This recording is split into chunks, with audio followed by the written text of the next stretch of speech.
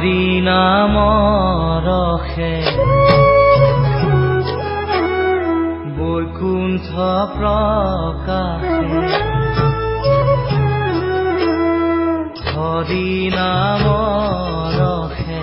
বৈকুণ্ঠ প্ৰকাশে প্ৰেম অমৃতৰ নদী শ্ৰীমন্ত